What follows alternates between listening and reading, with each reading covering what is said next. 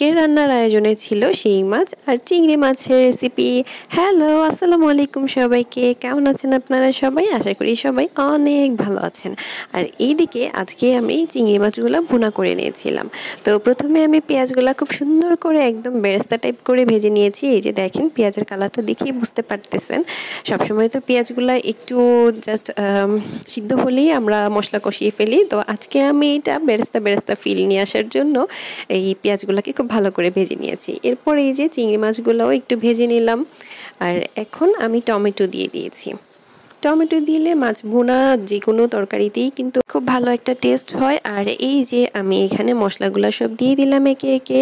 ধনিয়া, মরিচ গুঁড়া, হলুদ, জিরা, লবণ এগুলো সব দিয়ে হালকা পানি দিয়ে আমি এই যে ভালো করে এটা মানে নেড়েচেড়ে মিশিয়ে নিলাম মশলাগুলা।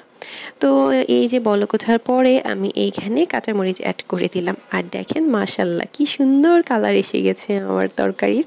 দেখি আমার এখনই খুব লোভ লাগছে আবার যখন ভয়েস ওভার দিচ্ছিলাম।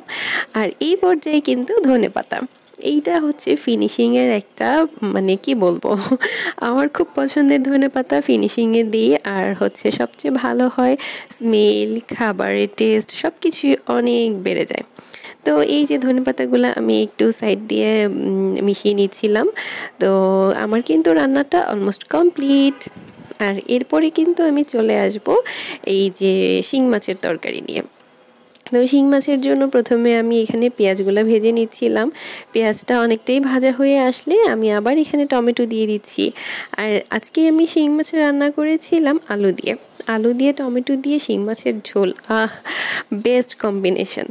সবজি দিয়ে রান্না করলেও যেরকম লাগে, মানে আমার কাছে মনে হয় যে আলু আর টমেটো দিয়ে রান্না করলে সবচেয়ে ভালো লাগে।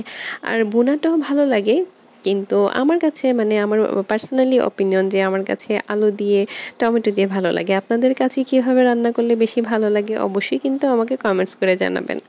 আর আমরা না মাছ বেশিরভাগ ভেজে খেতেই বেশি পছন্দ করি, অনেকে কাঁচা খায়। তো আমাদের দেখা যায় ম্যাক্সিমাম টাইম ভেজে খাওয়া হয়। আর এই যে এখানে কিন্তু আমি সব মশলা একে একে দিয়ে নেড়ে চেড়ে এখন একটু পানি দিয়ে দিলাম। পানি দিয়ে ভালো করে কষিয়ে নিব। কষানোর মধ্যেই আলুগুলো সিদ্ধ করে নিব। আর টমেটোগুলোও একদম সিদ্ধ হয়ে আসলে এই যে দেখেন কি সুন্দর করে বলক উঠে এসেছে। এই পর্যায়ে কিন্তু আমি মাছগুলো অ্যাড করে দিলাম। আর এই তো এখন আমি সবগুলা একসাথে নেড়ে চেড়ে এই যে তরকারিটার সাথে ভালো করে মিশিয়ে নিচ্ছিলাম। মাছগুলা কিন্তু আমি আগে থেকেই ভেজে রেখেছিলাম। তো এই পর্যায়ে আমি দিয়ে দিব কাঁচামরিচ। কাঁচামরিচ তো লাস্টের দিকে দিলে ফ্লেভারটা খুব ভালো আসে, এই জন্যই লাস্টের দিকে। আর এই যে ধনেপাতা, এই ধনিয়া পাতা দিয়ে আমি ফিনিশিংটা করে নিলাম। আর এখন কিন্তু আমার তরকারি অলমোস্ট রেডি। আজকে দুটো তরকারি আপনাদের সাথে শেয়ার করলাম। আজকের ভিডিওটা এই পর্যন্ত। সবাই অনেক ভালো থাকবেন। আল্লাহ হাফেজ।